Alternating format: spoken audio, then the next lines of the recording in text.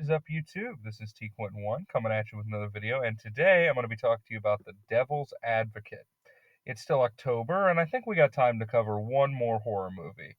But enough with the campy old stuff and the modern elevated horror. I want something truly scary, sleep with the lights on kind of scary. And any true cinephile will tell you there is nothing more horrifying than watching Keanu Reeves attempt an accent. Better to reign in hell than serve in heaven, is that it?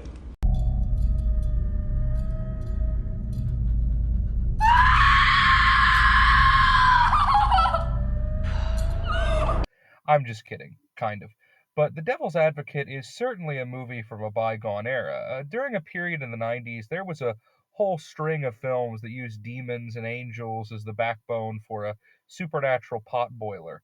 Maybe it was the aftermath of all that satanic panic shit in the 80s, I don't know, but there were fuckloads of them. There was The Prophecy, there was Fallen, Todd McFarlane did it, fuck, even I did it.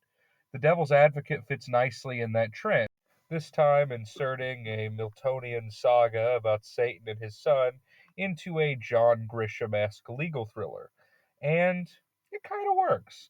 The story is a bit labored, and it never provides a convincing reason why the devil owns a law firm, other than a couple hardy har art lawyers' evil jokes.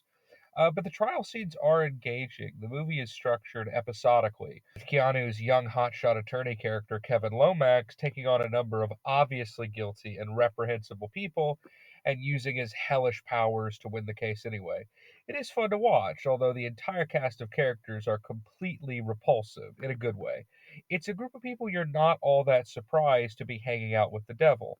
Take Lomax, for example. The first thing we see him do is get an acquittal for a child predator who he knows is guilty. Yikes. And it only goes from there. One thing this movie does really well is dialogue. There's some good lines, good monologues, and there's that kind of, but who was the real victim, waxing poetic you'd expect from a movie that takes such heavy influence from Paradise Lost. Without doubt, though, the thing that elevates a trashy 90s thriller into something with a serious shot at getting a Criterion re release is Al Pacino. Pacino as the devil is one of those casting choices that's so genius, I wouldn't be surprised if it predated the script. Like, they just built a whole movie around that idea that he'd be playing Lucifer in it. He's great. Both charming as someone so skilled in the art of temptation would have to be, and intimidatingly evil. There's moments where he's scary, funny, and tragically sympathetic, all within the same scene. Bits like, What are you? Oh, I have so many names. Say, Call me Dad. are just delicious. And even though I've given him a lot of shit, Keanu does hold his own well enough. I'd compare him to Ethan Hawke in Training Day, where there's never a question whose movie it is, but the guy's a good scene partner. It's a shame the rest of the cast isn't quite on that same level, though. I don't think I need to mention how uncomfortable it is seeing Jeffrey Jones in any movie, and Craig T. Nelson feels like he's in the wrong part. He's clearly trying to stretch as an actor. I doubt he wanted to be the guy from Coach and Poltergeist for the rest of his career, but it just didn't work for me. I didn't buy him as this scumbag, cheating husband.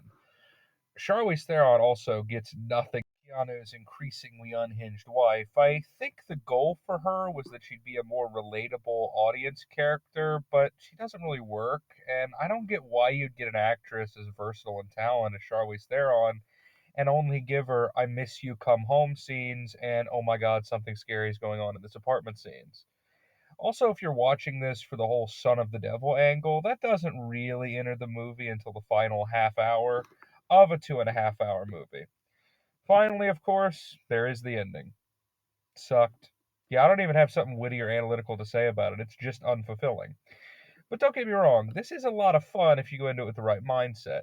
I have a weakness for slow burn 90s thrillers anyway, and there's some great moments, on top of a really incredible turn from one of our best actors. It's not perfect, and it's not recommended viewing for every Halloween experience, but I'll give it a 7.5. It's okay. This is T Quint 1 signing out.